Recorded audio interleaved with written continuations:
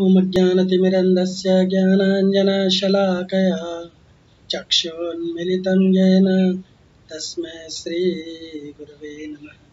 श्रीचैतन्यमनोभीष्टं स्थापितं येन भूतले स्वयं रूपः कदा मह्यं ददाति स्वपदान्तिकं। वन्देऽहं श्रीगुरो श्रीयुतापदकमलं श्रीगुरून् वैष्णवांश्च। श्रीरूपं साग्रजातं सहगण रघुनाथान्वितं तं सजीवं साद्वैतं सावधूतं परिजनसहितं कृष्णचैतन्यदेवं श्रीराधाकृष्णपादान् सहगण ललिता श्रीविशाखान्वितांश्च। हे कृष्ण करुणा सिंधु दीनबंधो जगत्पते गोपीश गोपिकाकान्त श्रीराधाकान्त नमोस्तुते। तप्तकाञ्चन गौरांगी श्रीराधे वृन्दावनेश्वरी वृषभानुसुते देवी प्रणमामि हरिप्रिये। वाञ्छाकल्पतरुभ्यश्च कृपा सिन्धुभ्यैव च पतितानां पावनेभ्यो वैष्णवेभ्यो नमो नमः। जय श्री कृष्ण चैतन्य प्रभु नित्यानंद श्री अद्वैत गदाधर श्रीवासादि गौर भक्तवृंद। हरे कृष्णा कृष्णा कृष्णा हरे हरे, हरे राम राम राम हरे हरे। हरे कृष्णा। आज हम लोग साधन भक्ति के प्रकार भक्ति रसामृत सिंधु के अध्ययन वर्ग में हम साधन भक्ति के प्रकार इस पे चर्चा आरंभ करेंगे पुनः। इस साधन भक्ति के ये दो प्रकार बताए गए हैं, जैसा कि पहले श्लोक में बताया गया था। वैदी रागानुगा और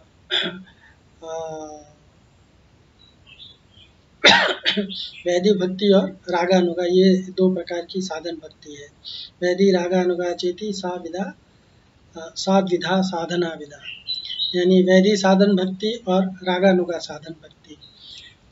चैतन्य चरितामृत में मध्य लीला में कहा गया है, एत साधन भक्ति दुईत प्रकार, एक वैदी भक्ति रागानुगा भक्ति आर। यानी एक साधन भक्ति है, वैदी भक्ति है, और एक रागानुगा भक्ति है। ये साधन भक्ति दो प्रकार की होती है, ऐसे चैतन्य चरितामृत में कहा गया है। तो वैदी साधन भक्ति किसे कहते हैं और वैदी रागानुगा भक्ति क्या कहलाती है, इसके बारे में थोड़ा जानकारी हासिल करेंगे हम लोग। यत्र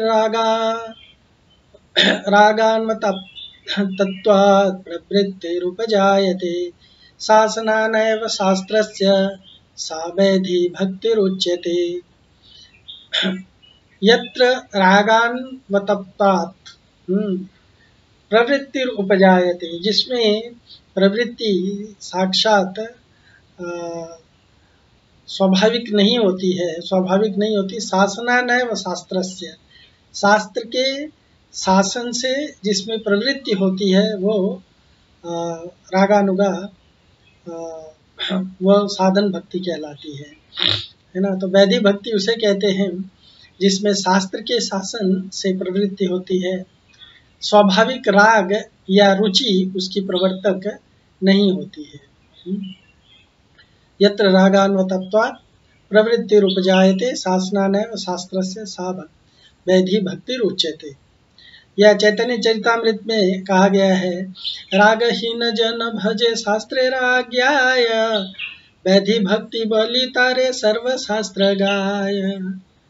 इसमें अपने गुरु के आदेश या प्रामाणिक शास्त्रों के अनुसार विभिन्न विधि विधानों का पालन करना होता है। हाँ, पालन करना पड़ता है। शास्त्र और इससे इनकार करने का प्रश्न ही नहीं उठता है। इसमें पालन करना पड़ता है और इससे इनकार करने का प्रश्न ही नहीं उठता है। इसे बिना तर्क के करना पड़ता है। शास्त्र शासन का भय ही इसका प्रवर्तक है। इसमें ईश्वर जीव के सेव्य सेवक संबंध की जानी होते हुए भी साधक के चित्त में भगवान के ऐश्वर्य का ज्ञान ही प्रधानता रखता है। वैधि मार्ग की भजन सिद्धि होने पर साधक भगवान के ऐश्वर्यात्मक स्वरूप की सेवा प्राप्त कर सकता है। वैधि मार्ग से ब्रज में श्री ब्रजेंद्र नंदन श्री कृष्ण की सेवा प्राप्त नहीं हो सकती है, क्योंकि ब्रज भाव तो शुद्ध माधुर्यात्मक है और इसमें ऐश्वर्य प्राधान्य नहीं है। वैधि भक्ति भक्त के लिए आवश्यक है, क्योंकि माया मुग्ध जीवेर नाही स्वतः कृष्ण ज्ञान, जीवेर कृपाय कैल कृष्ण वेद पुराण। कहा गया है कि माया के द्वारा भ्रमित जीव को कृष्ण से या कृष्ण स्वयं से कृष्ण का ज्ञान नहीं होता है। इसलिए जीव पर कृपा करके भगवान श्री कृष्ण ने वेद और पुराणों की रचना की है। शास्त्र शासन और गुरु आज्ञा का पालन करके ही वैधि भक्ति का आचरण किया जाता है। इसलिए श्रील रूप गोस्वामी भागवत 2.1.5 और पद्म पुराण से उदाहरण देते हुए कहते हैं कि सुखदेव जी ने परीक्षित से शासन करने वाले वचनों को इस प्रकार कहा है। तस्मात् भारत सर्वात्मा भगवान ईश्वरो हरिः, श्रोतव्यः कीर्तितव्यश्च स्मर्तव्यश्च इच्छता भयम। यानी वो कहते हैं कि जो व्यक्ति अभय चाहते हैं उनको सबकी आत्मा सर्वशक्तिमान भगवान श्री कृष्ण का श्रवण कीर्तन या स्मरण करना चाहिए। ये भागवत 2.1.5 से लेकर के बताया गया है कि जो व्यक्ति तस्मात् भारत सर्वात्मा, हे भारत सर्वात्मा ईश्वर, हाँ सभी की आत्मा जो भगवान है, हाँ तस्मात् भारत सर्वात्मा भगवान ईश्वर हरि ही, हाँ श्रोतव्य कीर्तितव्यश्च स्मर्तव्यश्च इच्छिता अभयम। अगर जो व्यक्ति अभय चाहते हैं तो उनको भगवान श्री कृष्ण का श्रवण कीर्तन और स्मरण करना चाहिए। पद्म पुराण में कहा गया है, स्मर्तव्य सततम विष्णोर विस्मर्तव्यम न जातु चित्त, सर्वे विद्धि निषेधा स्यु एतयोरेव किंकरः। यानी स्मर्तव्यम सततम विष्णु विस्मर्तव्यम न जातु चित्त, सर्वे विधि निषेधाः स्युरेतस योतयोर एतयोर एव किंकरा। यानी भगवान श्री कृष्ण का स्मरण सदा करना चाहिए, ऑलवेज रिमेंबर कृष्ण, और किसी भी समय उनको भूलना नहीं चाहिए, एक क्षण के लिए भी। अन्य जितने भी विधि निषेध हैं वे इन दोनों अर्थात भागवत स्मरण और भगवत विस्मरण के सेवक हैं। यानी सारे विधि और निषेध केवल भगवत स्मरण कराने के लिए हैं और भगवान का विस्मरण न हो सके ये करवाने के लिए है। तो इस प्रकार के वचनों को सुन करके शास्त्र शासन भय से अनेक लोग भक्ति करते हैं, उनकी भक्ति वैधि भक्ति कहलाती है। राग भक्ति में उनका सहज लोभ नहीं होता है। और ये जो श्लोक बताया गया है इस श्लोक में भगवत श्रवण, कीर्तन, स्मरण आदि विधि का जो उल्लेख किया गया है वह सभी वर्ण तथा आश्रम के लोगों के लिए पालनीय है। मतलब ऐसा नहीं है कि किसी वर्ण और किसी आश्रम के लोगों के लिए नहीं है। चाहे कोई भी किसी भी वर्ण का हो, ब्राह्मण, क्षत्रिय, वैश्य, शूद्र, या किसी भी आश्रम का क्यों ना हो, है ना, संन्यास, वानप्रस्थ, गृहस्थ और ब्रह्मचर्य, चाहे किसी भी आश्रम का क्यों नहीं हो, वो सबके लिए ये बताया गया है। ये सबके लिए बताया गया है, पालनीय है। जैसे गो हत्या इत्यादि, जैसे गो या ब्राह्मण हत्या आदि जो है सबके लिए निषिद्ध कर्म है। मतलब किसी भी व्यक्ति को गाय हत्या, ब्राह्मण की हत्या या हत्या किसी भी चीज की नहीं करनी चाहिए। उसी प्रकार से कृष्ण विस्मरण सबके लिए निषिद्ध है। यानी समाज के किसी भी तबके का व्यक्ति क्यों ना हो, उन सबके लिए कृष्ण का स्मरण, विस्मरण करना, कृष्ण को भूल जाना निषेध है। कृष्ण को नहीं भूलना है। इत्यासो स्याद् विधि नित्य सर्व वर्णाश्रमादिषु नित्यत्वे अप्यस्य निर्णीतम एकादस्यादिवत् फलम। यह वैदिक भक्ति समस्त वर्णों और आश्रम के लोगों के लिए नित्य विधि है। नित्य विधि होते हुए भी एकादशी व्रत के समान इसके फल का निर्णय किया गया है। यानी एकादशी का कोई बहुत विशिष्ट फल नहीं होता है, लेकिन हर एक को पालना आवश्यक होता है। उसी तरह से वैदिक भक्ति करने का कोई विशिष्ट फल तो नहीं होता है, लेकिन इसका पालन करना एकादशी व्रत के समान आवश्यक है ना, एकादशी व्रत के समान आवश्यक है। कर्मकांड के निरूपक शास्त्रों में 4 प्रकार के कर्मों का उल्लेख आता है। 4 प्रकार के कर्म कौन कौन से कहलाते हैं? एक है नैमित्तिक कर्म।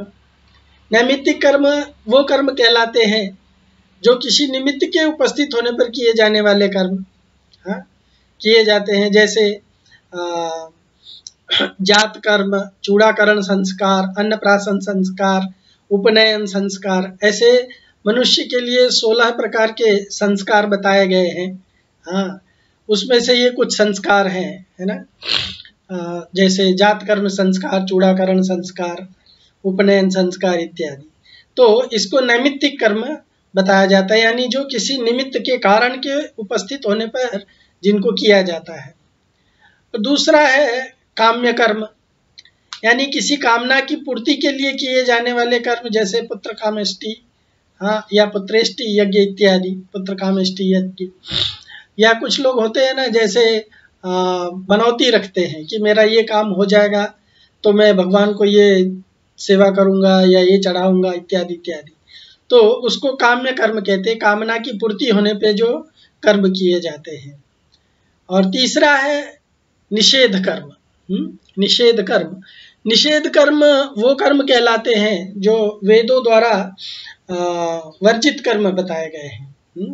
वेदों में इन कर्मों को वर्जित किया गया है, इनको करने के लिए मना किया गया है, ऐसे कर्म नहीं करने चाहिए कहा गया है। तो क्या होते हैं ऐसे कर्म? जैसे चोरी करना, प्राणी हिंसा करना इत्यादि इत्यादि। कहा गया है ना, मां हिंसायात, हिंसा मत करो, किसी भी जीव की हिंसा मत करो। मतलब किसी भी प्राणी को उद्वेग नहीं देना चाहिए, है ना। भगवत गीता में भी भगवान कहते हैं प्राणियों को किसी भी प्रकार का उद्वेग नहीं देना चाहिए, है ना। तो वेदों द्वारा जो वर्जित कर्म है, जैसे चोरी, स्तेय का कार्य नहीं करना चाहिए, प्राणियों की हिंसा नहीं करना चाहिए, ये निषिद्ध कर्म कहलाते हैं। और नित्य कर्म यानी वेद विहित कर्म, जैसे संध्या वंदन, गायत्री, अग्निहोत्र इत्यादि, ये नित्य कर्म है, ये डेली करना चाहिए, हर एक व्यक्ति को करना चाहिए, है ना।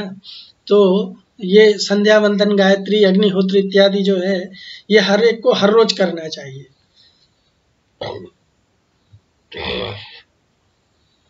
सो नित्य कर्म के लक्षण क्या है?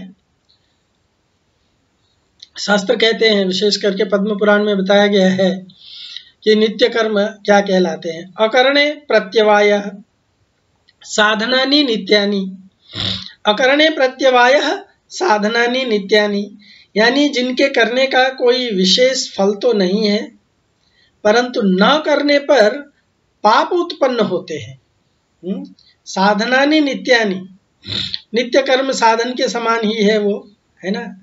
लेकिन अकरणे प्रत्यवायो, अगर नहीं करेंगे तो उल्टा इफेक्ट होगा, प्रत्यवाय प्रत्यवायम विद्यते। परंतु न करने पर पाप उत्पन्न होते हैं। जैसे दान इत्यादि जो है उसका कोई विशेष फल नहीं है, पर न करने पर पाप लगता है, दान उपवास इत्यादि। सो शिला रूप गोस्वामी जी ने वैदिक भक्ति को नित्य कर्म में गिनाया है। इससे ऐसा लगता है कि इसका कोई विशेष फल तो नहीं है, परंतु इसका समाधान करते हुए उन्होंने बताया है कि यह एकादशी व्रत के समान पालनीय है और इसका विशेष फल है।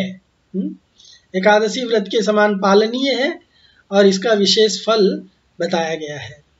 श्रीपाद विश्वनाथ चक्रवर्ती ठाकुर जी के अनुसार, श्रीपाद विश्वनाथ चक्रवर्ती ठाकुर जी के अनुसार एकादशी व्रत करने का उद्देश्य है भगवान श्री कृष्ण का सदा स्मरण करना और उनको कभी न भूलना।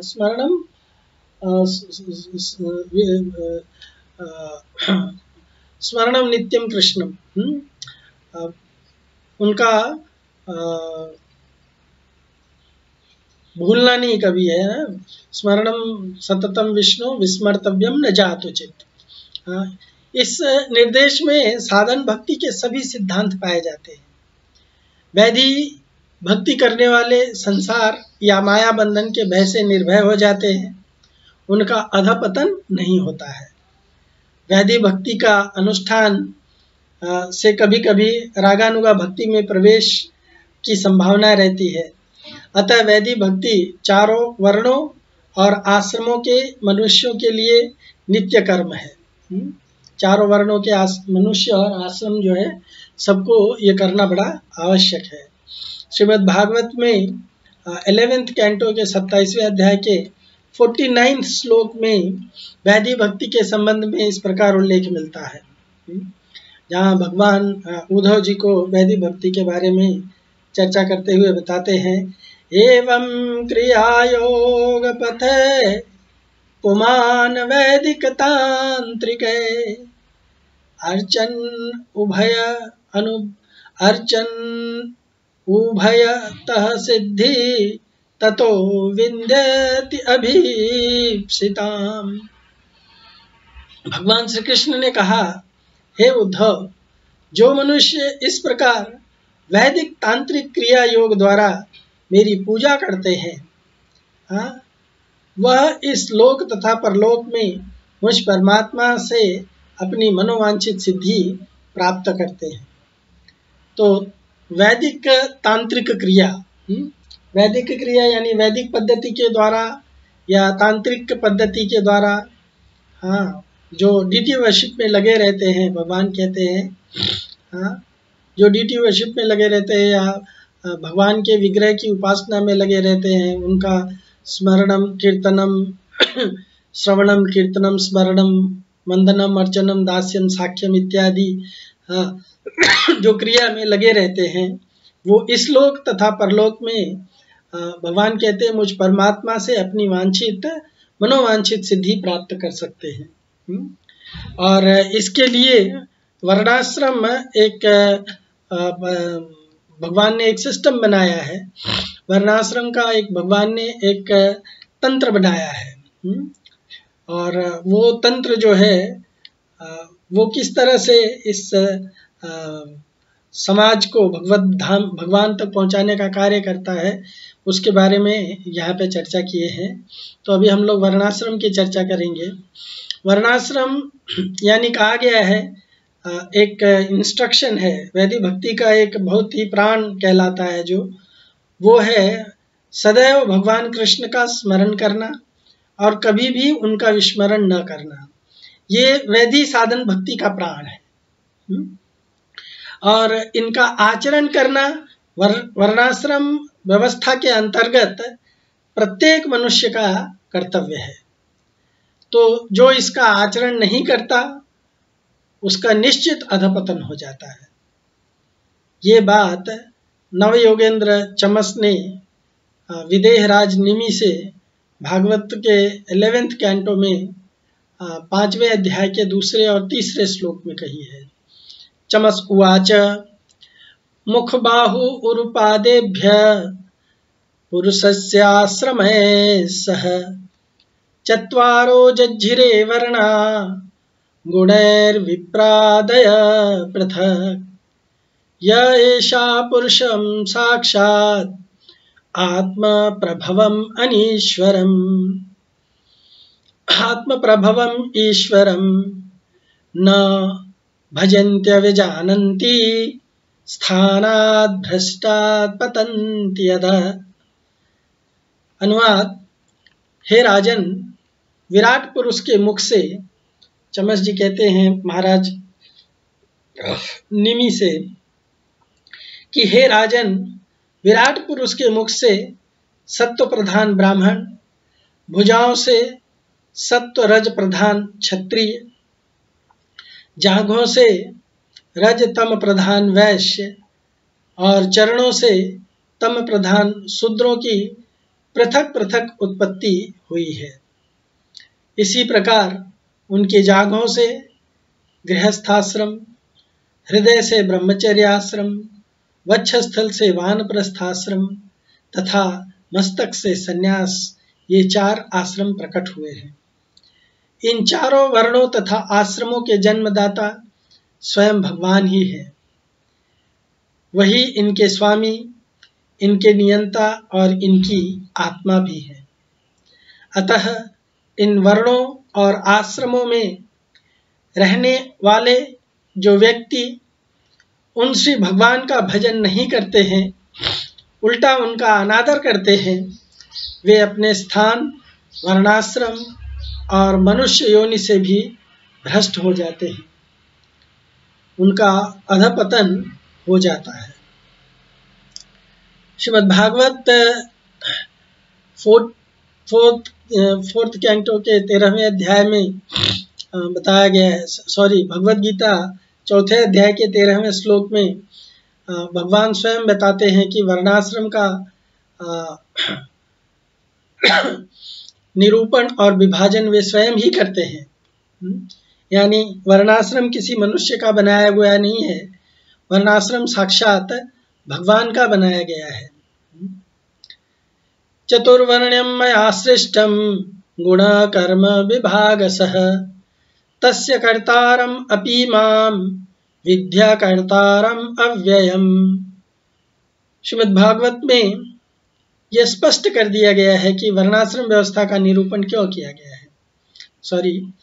चतुर्वर्णम मया सृष्टम गुण कर्म विभागसः। भगवान कहते हैं कि 4 वर्ण मेरे बनाए गए हैं। 4 वर्ण और आश्रम भगवान कहते हैं मेरे बनाए गए हैं, मेरे द्वारा बनाए गए हैं। मया सृष्टम, हाँ मेरी रचना है और मैंने इसको गुणों और कर्मों के आधार पर विभाजित किया है। तस्य कर्तारम अपि माम, यद्यपि इसका कर्ता मैं हूँ, फिर भी भगवान कहते विद्या अकर्तारम अव्ययम, फिर भी मुझे अव्यय अकर्ता के रूप में ही जानो।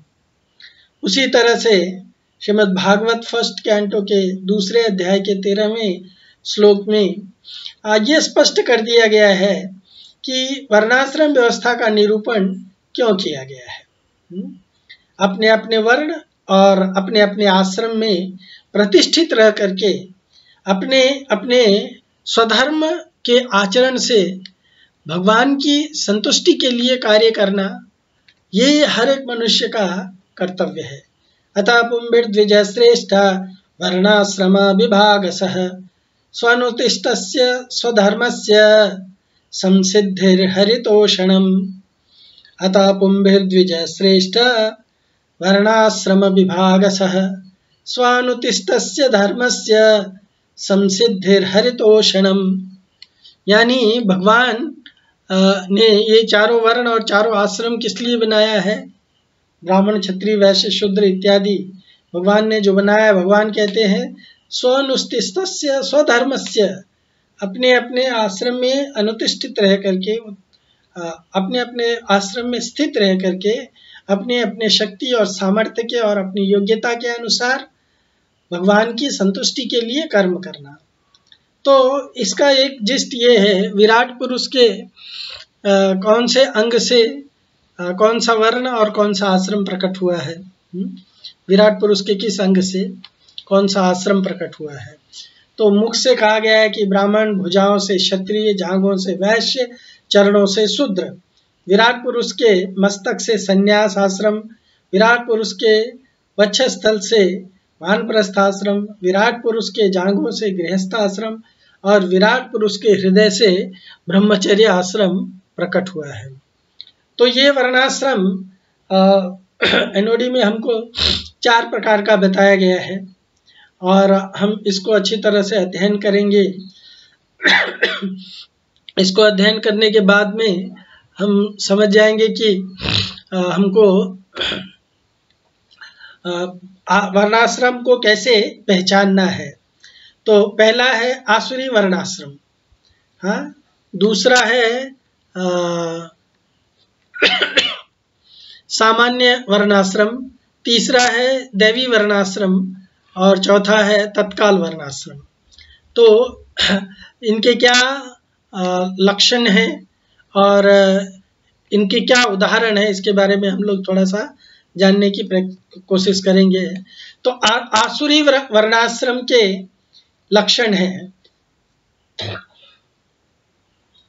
पहला लक्षण है, व्यक्ति को न तो योग्यता होती है और न ही वह अपने वर्णाश्रम का पालन करता है।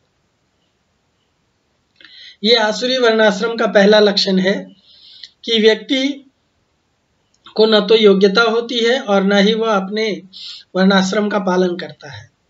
दूसरा लक्षण ये है कि व्यक्ति अपने जन्म के आधार पर अपने को तथाकथित वर्णाश्रम का हिस्सा मानता है।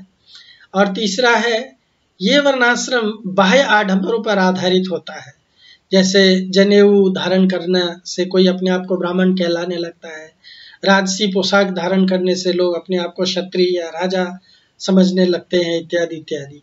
तो ये इसके लक्षण हैं और इसका उदाहरण दिया जाता है, जैसे पुलिस के वेश में अपराधी। एक्चुअली उसका कार्य है अपराध करना, लेकिन उसने वेशभूषा बना रखी है। वेशभूषा उसने इसका पुलिस वालों का बना रखा है ना। और दूसरा वो एग्जाम्पल देते हैं, कली द्वारा शासक के वेश में गौ हत्या करना।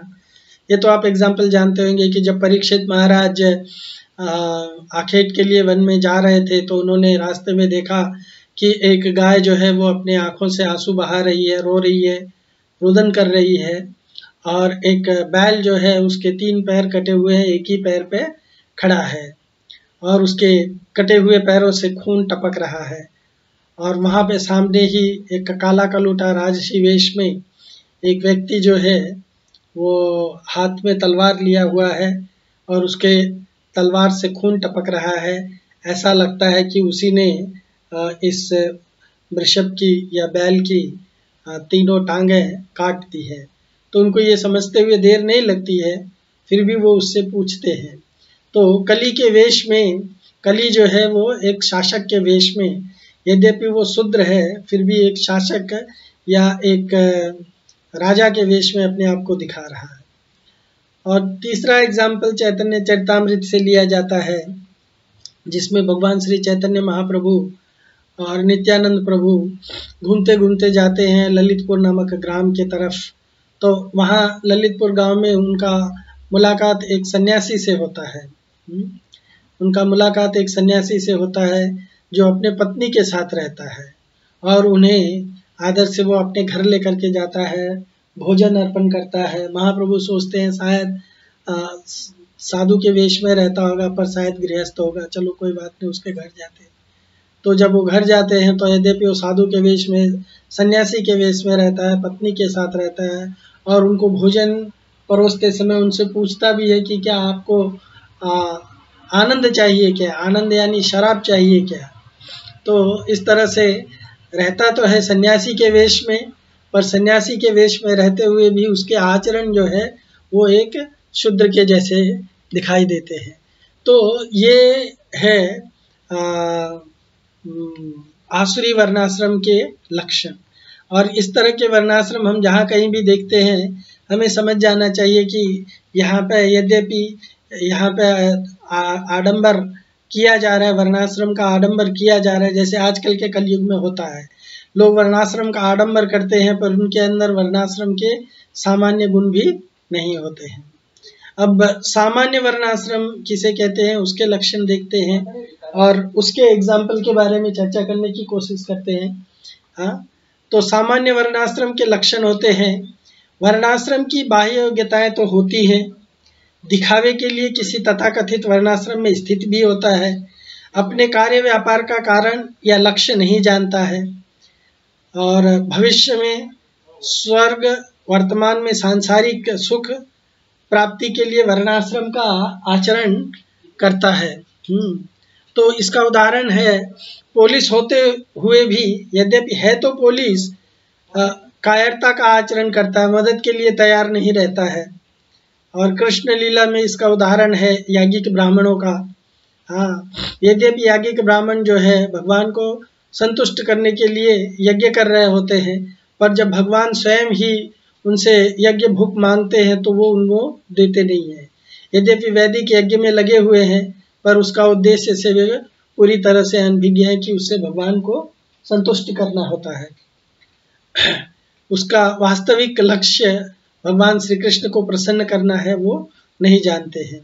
और तीसरा एग्जाम्पल चैतन्य चरितामृत से प्रकाशानंद सरस्वती ये नहीं समझ पाया कि भगवान श्री चैतन्य महाप्रभु कौन थे। हाँ, वो भगवान श्री चैतन्य महाप्रभु को एक साधारण भावुक सन्यासी मानते थे। उन्हें ये नहीं पता चल पाया कि ये भगवान साक्षात स्वयं साक्षात श्री कृष्ण है। हाँ, तो इस तरह से ये सामान्य वर्णाश्रम के उदाहरण और उसके लक्षण हैं। अब तत्काल वर्णाश्रम के लक्षण और उदाहरण देखते हैं। तत्काल वर्णाश्रम आवश्यकता बस एक वर्ण आश्रम का व्यक्ति किसी अन्य वर्णाश्रमी का कर्म करता है, वो इमीडिएट रिक्वायरमेंट होता है। उदाहरण, पुलिस बल के हड़ताल पर चले जाने पर सरकार द्वारा शासन व्यवस्था को सुचारू रखने के लिए किसी अन्य एजेंसी से, यानी जैसे होम गार्ड्स हो गए या एनसीसी वाले हो गए इत्यादि इत्यादि से पुलिस का कार्य करवाना। उसी तरह से ब्राह्मण के घर में जब परशुराम जी द्वारा आवश्यकता पड़ने पर, ब्राह्मण के घर में जन्म लिए थे परशुराम जी, यद्यपि वो ब्राह्मण थे फिर भी आवश्यकता पड़ने पर उनके पिता जमदाग्नि का हत्या कर देने पर कार्तवीर अर्जुन के द्वारा उन्होंने हाथ में परशु उठा लिया और अहंकारी क्षत्रियों का विनाश करने के लिए वो तत्पर हो गए थे।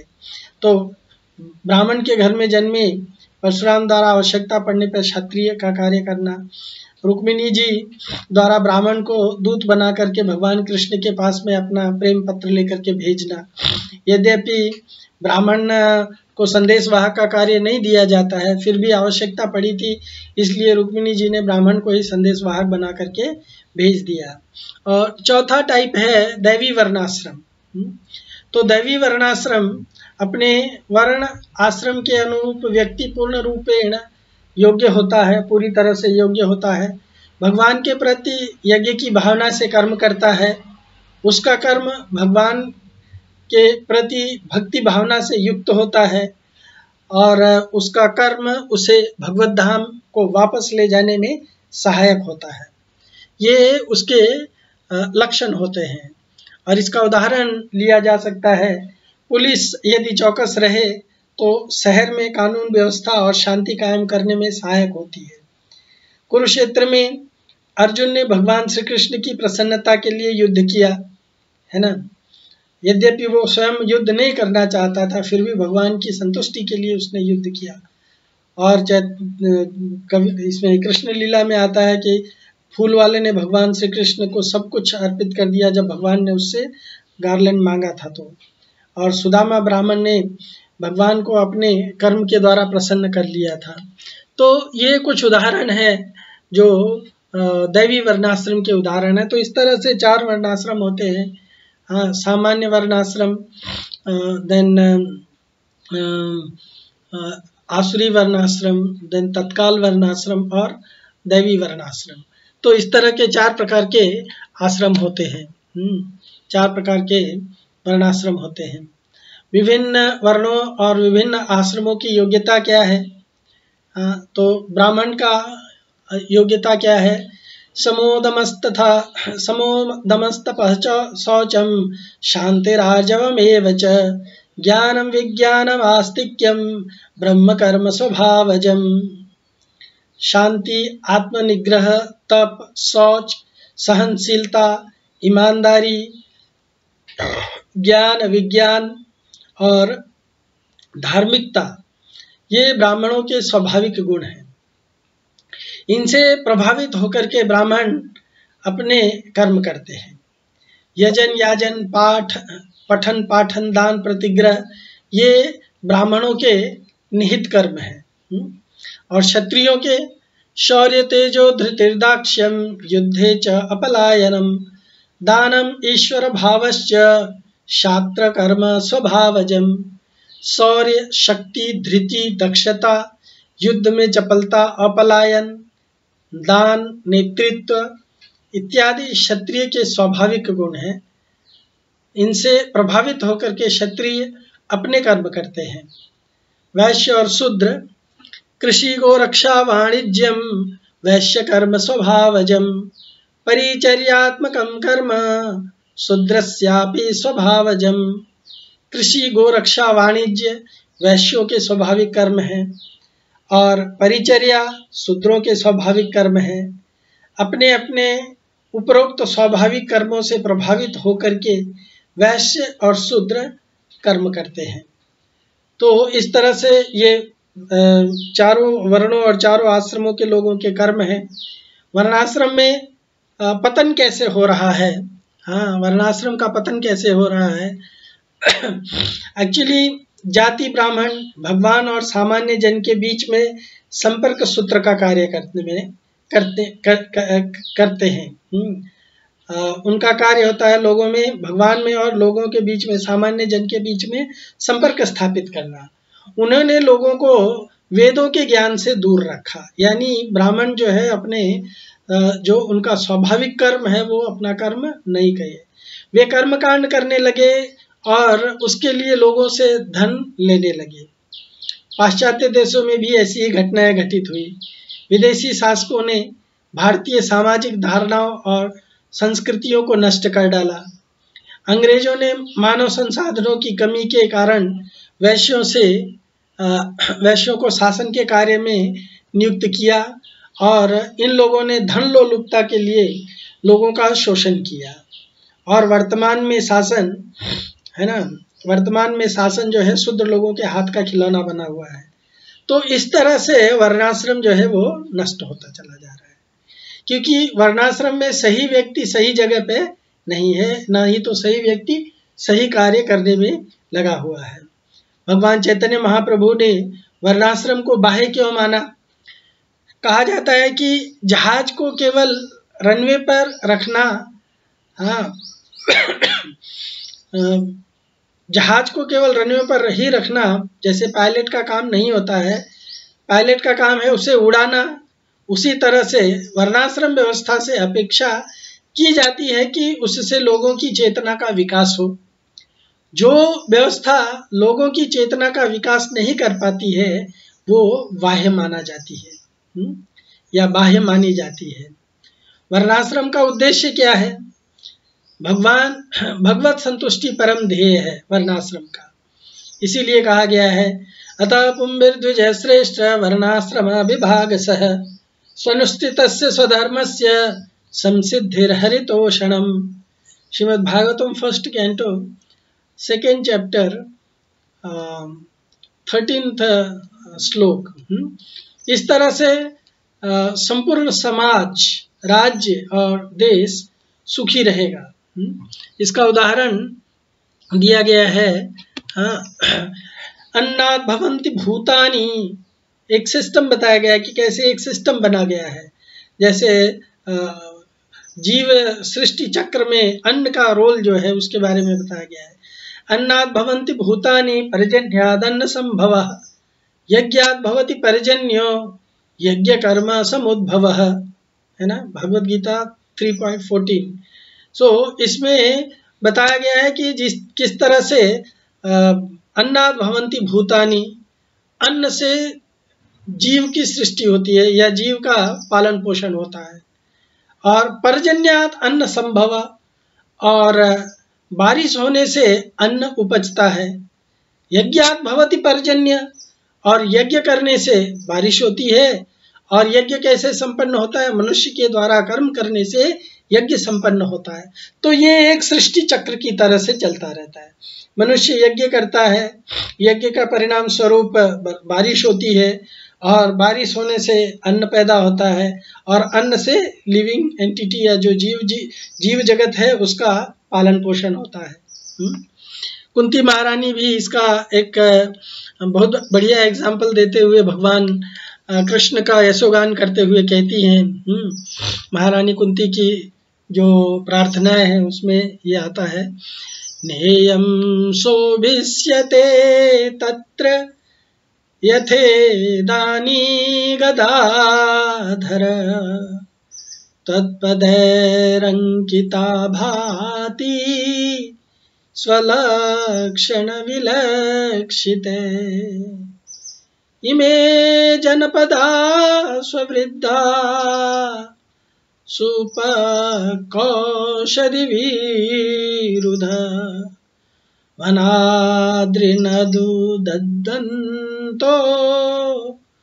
ये धन्ते तव वीक्षिते।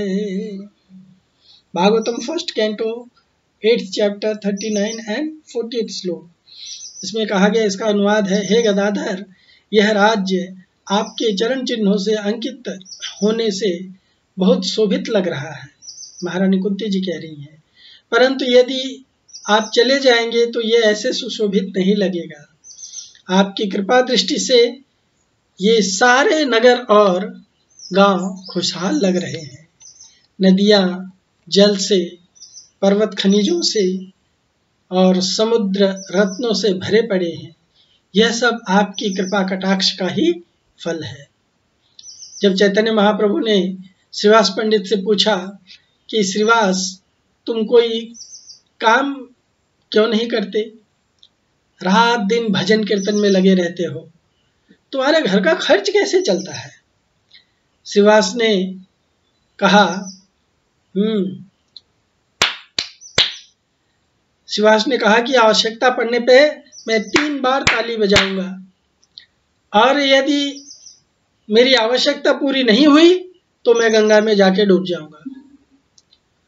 भगवान श्री चैतन्य महाप्रभु ने उनसे कहा कि उनके विश्वास, कहा कि भगवान पे विश्वास करने से भगवान व्यक्ति के विश्वास की रक्षा करते हैं, और भगवान बहुत प्रसन्न होते हैं, और वो उस व्यक्ति को सब कुछ सप्लाई करते हैं। तो इस आधुनिक समाज में वर्णाश्रम व्यवस्था के सिद्धांतों को लागू करने के प्रश्न पर श्रील प्रभुपाद जी बताते हैं कि किसी भी कार्य व्यापार में अनुरक्त रहने के बावजूद भी व्यक्ति यदि कृष्ण भावना भावित मति है तो सब कुछ ठीक हो जाएगा। इस जगत में कृष्ण भावना भावित होकर के प्रत्येक व्यक्ति खुशहाल रहेगा, और यही इस वर्णाश्रम व्यवस्था की और भगवान के भक्ति करने की जो सिस्टम है, वो सिस्टम की इसकी बहुत बड़ी आवश्यकता है। इसको हम लोग आगे फिर और चर्चा करेंगे। तब तक के लिए आपका बहुत बहुत धन्यवाद। हरे कृष्णा हरे कृष्णा।